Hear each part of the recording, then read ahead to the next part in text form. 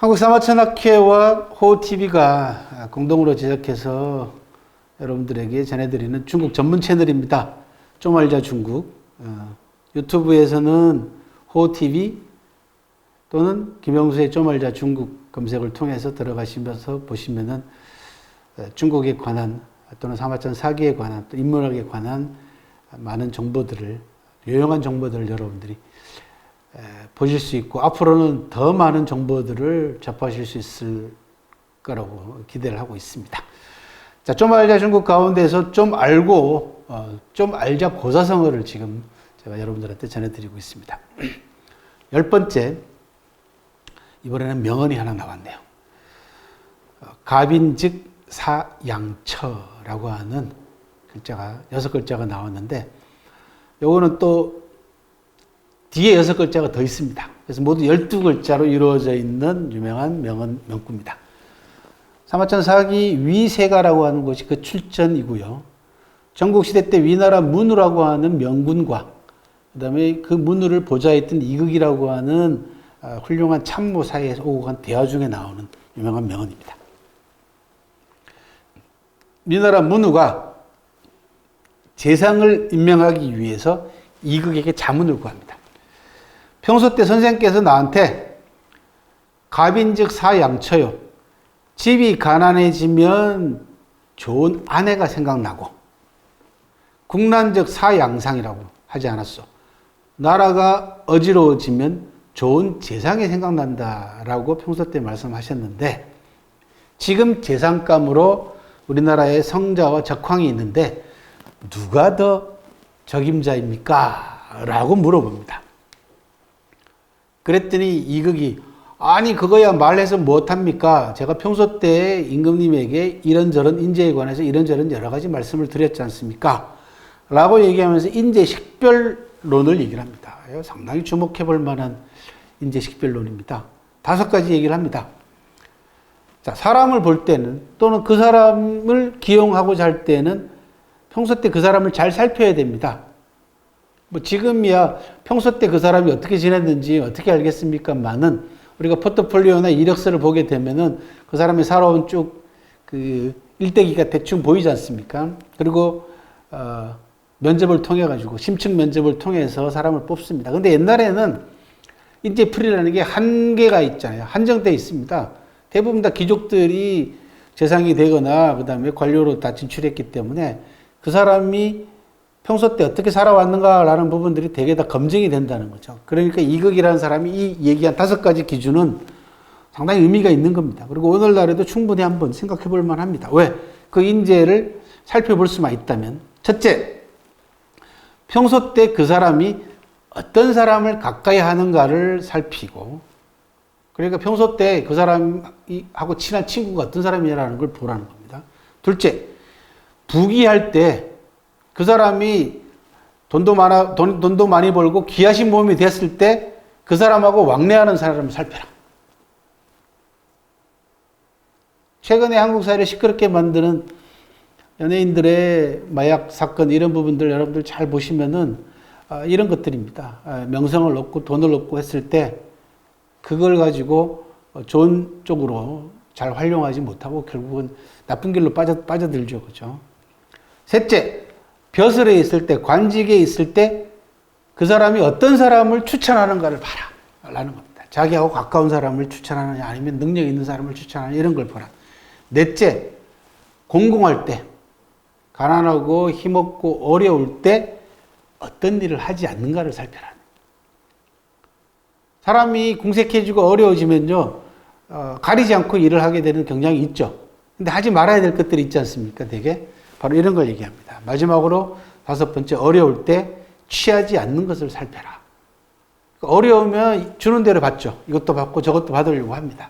받아서는 안 돼야 될 것도 받는 경우들이 있지 않습니까? 그런 것을 살펴봐라. 그런 이야기입니다. 그러니까 굳이 저한테 물으실 거 없이 충분히 두 사람이 어떤 사람인지 임금이 잘 아시지 않습니까? 라고 얘기를 했다는 겁니다. 최근에 경영은 세계적인 추세는 인재 경영으로 가고 있습니다. 그전에는 리더 중심의 경영에서 시스템 중심의 경영으로 바뀌었다가 최근에는 인재 중심의 경영으로 가고 있습니다. 그래서 평소 때 인재를 많이 양성하고 길러놔야만이 필요할 때, 지금 얘기한 대로 집안이 어려워지면은 좋은 아내가 생각나고, 나라가 어지러워지면 좋은 재산감이 생각나듯이 상황이 어려울 때 비축되어 있는, 준비되어 있는 인재가 있다면, 그죠? 얼마든지 그 위기를 극복할 수 있다. 그런 이야기입니다. 공자님은 뭐라고 얘기를 했냐 그러면, 날이 추워진 뒤라야 소나무와 잣나무가 푸르다는 것을 실감하게 되고, 세상이 어지러워지고 더러워져야 깨끗한 선비가 드러나는 것인가 라고 한탄한 바가 있어요. 그래서 굳이 어려울 때까지 기다리지 말고 평소 때 좋은 인재들을 확보해 놓으면은 어려움이나 어지러운 그런 상황을 맞이하지 그런 상황이 닥치지 않는다는 얘기겠죠. 그죠? 그런 이야기를 빗대어서 얘기한 바가 있습니다. 자, 그 다음에 11번째요. 이제 반환점을 돌고 있습니다. 모두 21개 가운데서 11번째입니다. 가수우인이라고 하는 네 글자입니다. 가짜 제가 빌린다라고 말씀을 드렸죠. 그죠? 손을 빌린다. 우인, 우자는 어조사입니다. 누구에게라고 하는 뜻이고, 사람에게 손을 빌린다. 즉, 남의 손을 빌린다라는 뜻입니다. 빌린다라는 것은 빌릴 차자가 있습니다. 그래서 변경백자라고 하는, 제가 처음에 소개해드린 변경백자라고 하는 책에는 차자, 빌릴 차자 대목에 이 비슷한 이야기가 실려 있고요. 열려전이라고 하는 책에도 남의 손을 빌려라 라고 하는 가수우인이라고 하는 네 글자가 나오고, 사마천 사기 위강숙 세가에도 나옵니다. 먼저 고사를 한번 볼게요. 춘추시대 때 위나라의 주라고 하는 쉽게 말하면 왕족이 배다른 형님인 장공을 살해하고 자기가 왕이 됩니다. 왕위를 찬탈한 거죠. 그러니까 정권의 정통성이 없는 거예요. 지배계층이나 백성들이 과연 자기 자신을 믿고 따라줄까, 이게 불안을 느낄 수밖에 없죠. 그래서 자기하고 친한 석후라는 사람에게, 야, 니네 아버지가 백성들하고 관료들 사이에서, 신하들 사이에서 신망이 두터우니까 내 정권의 안정되게 이끌어 가려면 내가 어떻게 해야 되는지 한번 방법을 한번 좀 가르쳐 달라고 부탁을 좀 드려라. 이렇게 얘기를 합니다. 그 아버지가 석작입니다. 이게 석작은 강직한 사람이에요. 그런데 부당한 방법으로 진의 형을 죽이고 왕위를 찬탈했기 때문에 이 주를 제거를 해야 되겠다라고 석작이 마음을 먹습니다. 그래서 어떡하냐 그러면, 주나라 천자의 공인을 받으면, 그 당시에 이제 제후들은 주나라 천자가 제후로 인정을 해주면은 정당성과 정통성과 권위를 인정을 받는 거거든요. 그래서 주나라 천자하고 친한 진나라 황공에게 부탁을 해서 주나라 천자로부터 공인을 받아라. 그게 제일 좋은 방법이다. 이렇게 일러줍니다. 주가 듣고 보니까 그렇게 괜찮은 방법이거든요. 그래서 석후하고 같이 진나라 황공을 찾아갑니다. 그 전에 석작은 이미 진나라 황공에게 사람을 보내가지고 우리 위나라의 주우란 자가 진의 형을 죽이고 임금 자리를 빼앗았다. 이거는 천륜에 어긋나는 짓이기 때문에 그냥 놔둘 수는 없다. 그런데 내가 이러저러 해서 당신을 찾아가라고 했으니 오면은 잡아라. 이렇게 됐어. 아니야 다를까 주우하고 석후가 진나라로 건너갔더니 결국은 진나라 황공이 이 두 사람을 붙잡아 놓고는 위나라에 통보합니다. 결국은 두 사람이 처단당합니다. 죽습니다. 석작이라는 사람은 대의를 위해서 아들 석후를 희생시켰죠. 그죠? 즉 다시 말씀드려서 석작은 진나라 황공의 손을 빌려가지고 왕위를 찬탈한 주우와 그 주우 옆에서 주우를 부추긴 자기 아들인 석후를 죽이는, 즉 가수우인하게 되는 사례를 남겨놓은 겁니다. 가수우인은 다른 말로 뭐라고 부르냐 그러면요, 차도살인이라고 합니다. 차도살인은 여러분들 많은 사람들이 인용을 합니다. 남의 칼을 빌려서 사람을 죽인다라는 뜻입니다. 자기 손에 피 묻히지 않고 다른 사람의 힘을 빌려가지고 다른 사람의 칼을 빌려서 상대를 제거할 때 쓰는 계책입니다. 36개 계책에 들어가 있는 계책이기도 합니다. 36개 가운데 하나입니다. 가수, 우인, 차도살인, 거의 비슷한 뜻으로 소개를 해드렸습니다. 가수 우인 사례를 하나 더 소개를 해드릴게요. 여러분들도 잘 아시는 송나라 시대 때 명장 악비 사례가 있습니다. 명장 악비는 그 당시에 가장 강력한 세력이었던 송나라가 금나라의 압박에 계속 시달렸거든요. 이제 북송 말기입니다. 나중에 결국은 송나라는 금나라한테 쫓겨가지고 개봉해서 항주로 도읍을 옮깁니다. 그래서 송나라는 역사는 개봉시대에 북송하고 항주시대에 멸망할 때까지 항주시대의 남송으로 나눕니다. 바로 이 북송 말기에서 남송 초기에 일어났던 사건인데 송나라가 늘 금나라한테 깨졌어요. 그래서 막대한 돈과 막대한 비단과 막대한 물품을 금나라에 평화 조건으로 지불하면서 간신히 평화를 유지하고 있었는데 그때 금나라하고 싸워가지고 싸우는 족족 승리한 유일한 사람이 바로 악비라고 하는 명장입니다. 근데 이 나중에 악비는 간신배인 진해를 비롯한 간신배 일당들에게 모함을 당해가지고 억울하게 처형당합니다. 이 명장 악비는 그 전략과 전술도 뛰어난 그런 인물이었습니다. 그 가운데 가수 우인 사례가 남아 있습니다. 금나라하고 내통하는 간신배들 무리 가운데 제남 지역을 총책임지고 있던 지부 유예라는 자가 금나라에 투항을 해버립니다. 그랬더니 금나라는 송나라 정권을 견제하기 위해서, 송나라를 견제하기 위해서 이 유예를 대제, 큰 대자, 제나라 제자, 이쪽 지역이 옛날에 제나라 지역이기 때문에 큰 제나라의 황제로, 꼭두각시죠. 황제로 즉위시켜가지고 송나라를 견제하게 해요. 그러니까 송나라 입장에서는 이 유예가 완전히 근심거리야. 이게 이제 골칫덩어리로 떠오른 겁니다. 아니면 뭐 뱃속에 든 혹덩어리 같은 거야. 그래서 이 유예를 제거를 해야 되겠는데 어떡할까 고민하다가 악비가 유예하고 금나라 장수 점한이라고 하는 자하고 사이가 가까워요. 그런데 이 점한이라는 자는 금나라 장수 가운데에서도 또 다른 막강한 군권을 가지고 있는 김올술이라고 하는 장수하고 사이가 안 좋아. 그러니까 요 세 사람 관계를 이용하기로 합니다. 한 번은 김올술이가 악비에게 침투시킨 첩자를 사로잡는 일이 생겼습니다. 딱 보니까 김올술이가 보낸 첩자단 말이야. 그래서 악비 장군이 바로 머리가 돌아갑니다. 요 놈을 이용해야 되겠다. 해가지고 첩자를 보고는 악비가 자기가 보낸 첩자인 것처럼 해요. 야 임마, 너 내가 그쪽 가가지고 뭘 하라고 보냈더니 왜 벌써 왔어? 뭐 이런 거예요. 그러니까 자기 편으로 일단 그렇게 만들어 버립니다. 근데 뭐 거기 가가지고 내가 이러이러한 일 좀 하라고 했는데 그 일 하고 왔어? 기밀을 누설하는 거예요. 요 김올술 첩자한테. 그랬더니 김올술이 이 첩자는 일단 살아야 되잖아. 그러니까 잘 됐잖아. 자기 입장에서는. 왜? 악비가 자기 편이라고 생각하고 있으니까. 그랬더니 대충 얼렁뚱땅 둘러대고 일단 목숨을 일단 구해야 되겠다. 살 길이 생겼잖아요. 일단 자기 속임수에 넘어간 걸 확인한 악비 장군이 뭐라고 얘기를 하냐 그러면, 자, 야, 유예하고 손을 잡고 김올술을 죽일 계획을 내가 세우고 있다. 어? 그러니까 유예한테 가가지고 이제 유예한테 보내는 겁니다. 왜냐하면 악비 장군의 첩자잖아요. 지금은 상황은 유예한테 보내가지고 악비하고 유예가 짜고 금나라 장수인 김올술이를 살해하려고 한다라고 하는 계획을 갖다가 빨리 전달하라 이렇게 얘기를 하는 거예요. 이 첩자가 그러고 놔줍니다. 풀어줘요. 그럼 이 첩자가 어디로 가겠어요?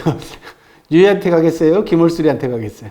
당연히 김올술이한테 가죠. 왜? 김올술이 첩자니까.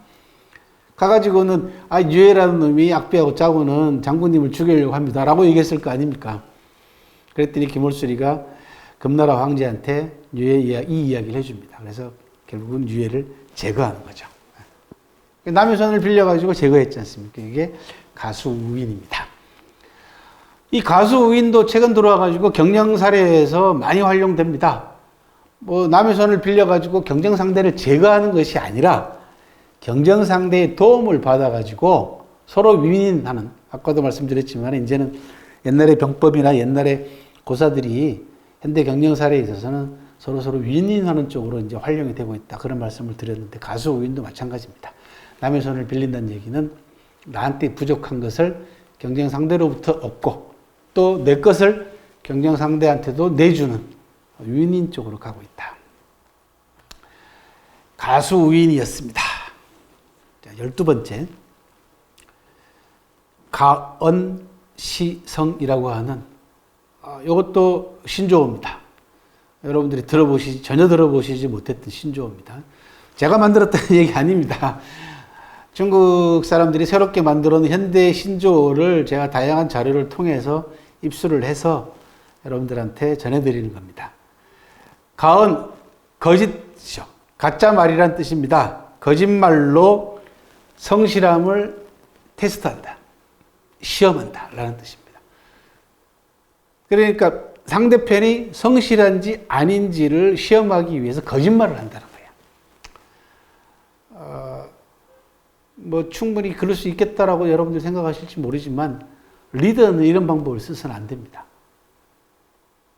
정당한 방법으로 내 조직 또는 인재를 테스트하고 시험을 해야지 거짓말로 테스트하거나 시험해서는 안 됩니다. 이거는 방법이 바르지 못하면은 이와 관련돼서는 유명한 그 고사가 또 있습니다. 당나라 태종 아시죠? 그죠? 중국 역사상 최고의 명군으로 꼽히는 당나라 태종이 어떤 인재가 어떤 사람인지 몰라가지고 끙끙거리고 있었더니 옆에 있던 측근 하나가 일부러 거짓말을 통해 가지고 그 인재를 한번 시험해봐라 라고 건의를 합니다. 그랬더니 당태종이 뭐라 그러는 줄 아십니까? 윗물이 흐리고서 어떻게 아랫물 보고 맑으라고 할 수 있겠느냐. 내가 정당하지 못한 방법으로 인재를 시험하고서 나서야 내가 훌륭한 리더다, 내가 올바르다라는 말을 어떻게 할 수 있겠냐. 아주 유명한 말입니다. 윗물이 흐리고서야 어찌 아랫물 들어 맑으라고 할 수 있겠느냐. 우리 속담에 윗물이 맑아야지 아랫물도 맑다라는 얘기하고 똑같은 겁니다. 그죠? 가언시성은 거짓말로 성실함을 테스트한다, 시험한다라는 뜻인데 결코 올바른 방법이 아니다라는 겁니다. 옛나라 재상으로 있었던 자지라고 하는 자가 있습니다. 이 자지라는 자는 연왕 쾌를 꼬드겨 가지고 임금 자리를 양보받아 가지고 임금 자리까지 올라갔던 자인데 이 자가 아주 건물술수에 능한 자입니다. 이 자가 어떤 식으로 아랫사람을 테스트하냐 그러면요. 한 번은 궁궐 마당에 모여가지고 연회를 베풀다가 이 문이 열려 있었나 봐요. 연회를 베풀다가 갑자기 자지가 백마다 이렇게 얘기합니다. 백마다. 그 흰말이 지나갔다 이런 얘기야. 신하들은 아무도 본 사람이 없죠. 당연히. 왜? 지나가는 말이 없으니까. 근데 이 자지라는 자가 야 백마가 지나갔다 이렇게 얘기를 하는 거야. 다들 못 봤다고 얘기하는데 그 가운데 한 놈이 뛰어가더니 문 밖으로 뛰어가더니 돌아와가지고 저기 뛰어갑디다 라고 대답을 했다는 겁니다. 꼭 그런 자들이 있는 모양이에요. 그죠? 조직에는. 또 이런 사례도 있습니다. 옛날에 어떤 왕이 신하들하고 연애하다 말고 갑자기 막 두리번 뭘 막 찾아요. 그랬더니 대왕 뭘 찾습니까? 그랬더니 야 이거 내가 손톱이 끊어져가지고 손톱이 떨어졌다. 야. 응? 근데 손톱 찾는다. 그랬더니 신하들이 그 손톱 찾느라고 난리가 난 거예요. 궁궐을 다 뒤지고 난리가 났어요. 애시당초 손톱이 안 끊어졌어. 잃어버리지도 않았단 말이에요. 그런데 그 중에 한 신하가 자기 손톱을 끊어가지고 찾았습니다 라고 했다는 거 아닙니까? 그렇게 해서 자기 자신한테 쓸데없이 아부하는, 거짓말로도 아부하는 자를 찾아냈다. 물론 아부하는 자를 찾아낸 거 좋은 일이긴 합니다만 방법이 정당치 못했기 때문에 좋지 않은 사례로 늘 거론되곤 합니다. 의심을 많이 하는 리더가 이런 방법을 많이 씁니다. 조직의 리더들, 경영자라면은 가언시성하는 그런 리더가 돼서는 안 되겠습니다. 강한 시성은 옳지 못한 방법으로 조직원들을 대하는 리더에 대한 경고로 여러분들이 받아들이셨으면 합니다.